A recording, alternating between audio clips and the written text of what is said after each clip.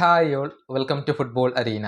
Victor ഒസിമനുമായി ബന്ധപ്പെട്ട ഒരു റൂമർ ഇന്നലെ പ്രമുഖ കാറ്റലൻ മാധ്യമമായ സ്പോർട്ട് പങ്കുവച്ചിട്ടുണ്ട്. അതായത് വിക്ടർ ഒസിമന് ഇപ്പോൾ FC ബാഴ്സലോണയിലേക്ക് വരാൻ താല്പര്യമുണ്ട്. തൻ്റെ ഏജന്റുമാർ വഴി അദ്ദേഹം സ്വയം ബാഴ്സക്ക് ഓഫർ ചെയ്തു എന്നാണ് സ്പോർട്ട് കണ്ടെത്തിയിട്ടുള്ളത്. പക്ഷേ നിലവിൽ ബാഴ്സക്ക് വിക്ടർ ഒസിമനിൽ താല്പര്യമില്ല. ശരിയാണ്, ബാഴ്സക്ക് നല്ല ഒരു സെന്റർ ഫോർവേഡിന് ആവശ്യമുണ്ട്. എന്നാൽ ആ സ്ഥാനത്തേക്ക് ഹൂലിയൻ ആൽവരസിനെ മാത്രമാണ് FC ബാഴ്സലോണ ഇപ്പോൾ പരിഗണിക്കുന്നത്. ഹൂലിയൻ ആൽവരസിന് മാത്രമാണ് ബാഴ്സ പ്രയോറിറ്റി നൽകുന്നത്.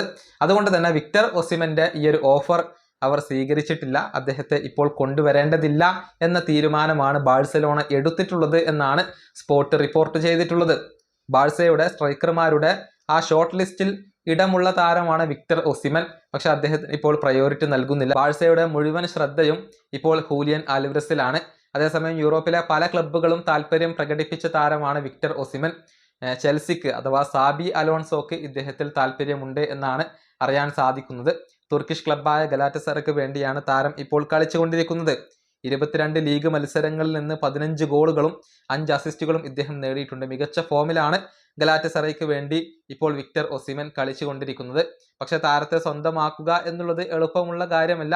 120 മില്യൺ യൂറോ മുതൽ 130 മില്യൺ യൂറോ വരെ താരത്തിന് വേണ്ടി ചിലവഴിക്കേണ്ടി വരും എന്നൊക്കെയാണ് അറിയാൻ സാധിക്കുന്നത്. ഏതായാലും ചെൽസിക്ക് താല്പര്യമുള്ള ഒരു താരമാണ് വിക്ടർ ഒസിമൻ. ഈ വീഡിയോ അവസാനിപ്പിക്കുന്നു. അടുത്തൊരു വീഡിയോ കാണാം.